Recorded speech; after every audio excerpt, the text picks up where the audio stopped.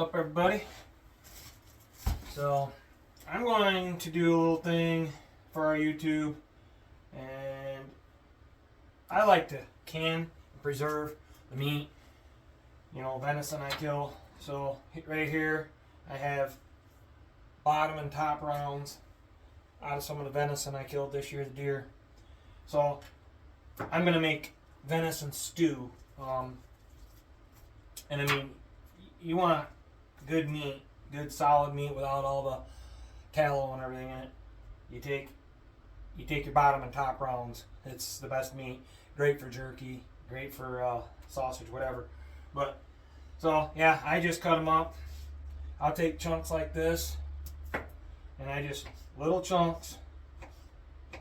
So just like this, just little pieces.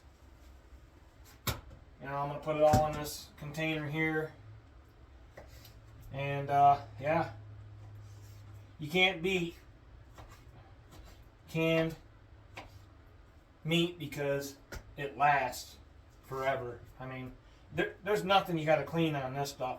There might be a spot like that right there on the side you got to get rid of, but no, I just take this stuff. Won't take long to prep this stuff up. You know, get yourself a good knife, Victorinox boning knife. Go to town. You know, if you're like me, it's a little early for a beer, but have a beer, sit back, listen to some music. You know, cut up your venison in little pieces like this, and can't forget, you want your vegetables. That'll be next. I'll cut up some vegetables and taters, carrots, celery, onion. But yeah, what's so hard about this? You know, just cut right through her, you know, slice her up like that. Some of it's still frozen. That's cool. And I'll just keep going on and on like that. I'll fill this up. All this venison, I don't want to bore you, so stay tuned. More to come. 1 hour later. Back out here in the old man cave. Now, I got the venison all chopped up. And I mean, this may not look like a lot, but this is a big bowl. It's full. Just gonna make a few now. You know, I just grabbed some celery, carrots, potatoes, white ones. I use the white potatoes. I like the texture of them better. And good old nasty onions when I cut them up. But yeah, I'll just cut these up. You know, take the end of that off of there. I'll chop these up in pieces. Love my barbecue Pit Boys 10-inch. This knife's sweet. But yeah, so you know, I'll chop these up, take them in, rinse them all off real well, and go from there. Back with you in a bit. 2 hours later. Make sure you peel them. Peel your carrots. Apparently when you can, you don't want to leave that kind of stuff in there. It's not good for your canning. So I could have got the pre-packaged ones, but I like to do the extra work. These are organic. They're not full of wax and junk. So yeah, I just sit here, makes a mess. This is the worst part, the prepping, but you guys wait till you see when it's done. I mean, yum yum. But I'm not going to sit here and bore you with this, so peeling them. Same thing with the potatoes. Clean them, rinse them all down, chop them up in chunks. I'll show you that when I'm done. We're getting there. 3 hours later.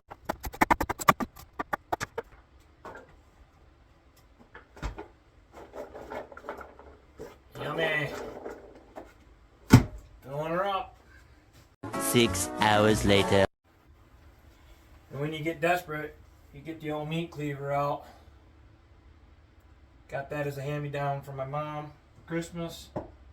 Some of these carrots, yeah, some of them are huge. Watch your fingers. But not for this girl, it's nothing. Love it. A few moments later. I stand corrected. They're gold potatoes. I don't know where I got the white from because I think I was thinking white onions, but yeah, just peeling them up here. Still going along. But I'm saving you all the boredom of peeling them and, you know, get to that point over with. I'm making a heck of a mess too. It's fun. But yeah, once I get that done, obviously just chop chop. And it don't matter. You know, I mean, taters, they're going to cook down because you got to do that 90 minutes in a canner. But I just cut them in chunks, like I say, and just like this.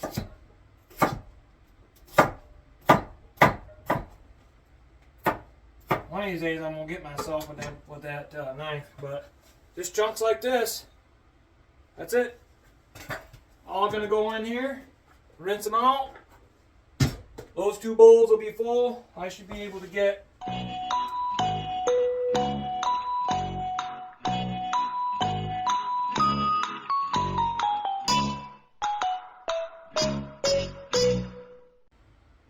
I don't know, probably 12 quart size jars. The next day.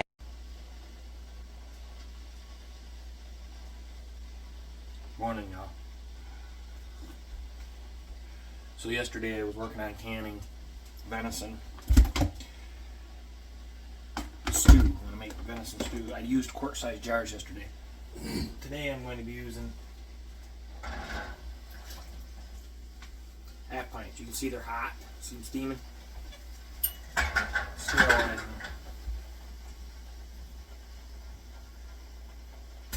That's beef broth warming up.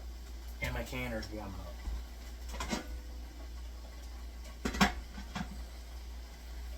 I'll be filling these jars in just a second to let them go for 90 minutes with a slow jiggle with the jiggler. This guy, 10 pounds pressure where we live in our altitude. So give me a second. Tomorrow. What's up, y'all? We'll take the venison. Put them in jars here. I'm only going to do a little bit in each jar because I got little small half pint jars.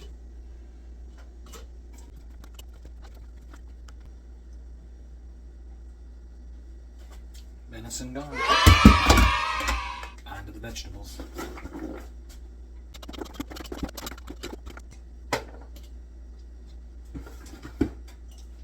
Voila. One more thing. Guess not. Beef broth.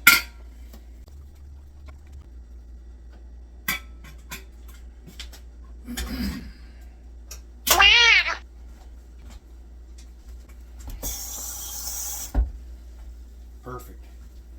Now, teaspoon salt. Pack the jars.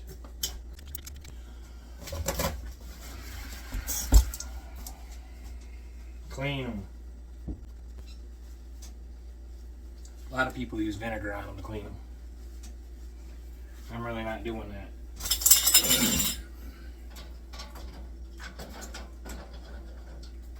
Over here, my lids, and the lids are in the water too. When you put the lids in, it helps that seal loosen up. Bands. Finger tight. Drop them in a canner.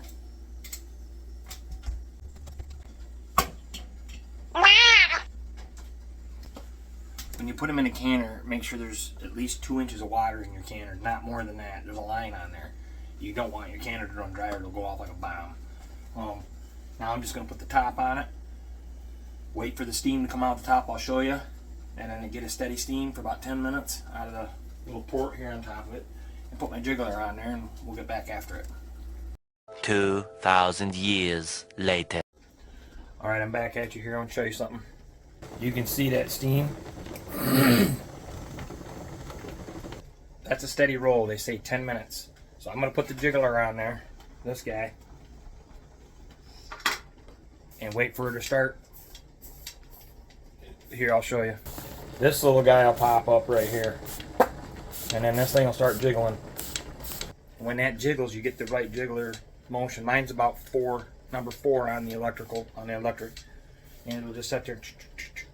I'll show you in a bit. And then 90 minutes later, turn it off. Wait for that thing to pop back down. Your canner's depressurized. You unload it, and boom. Later. That sound.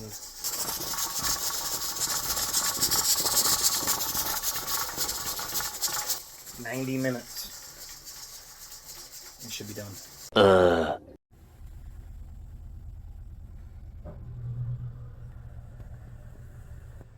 And that's a wrap.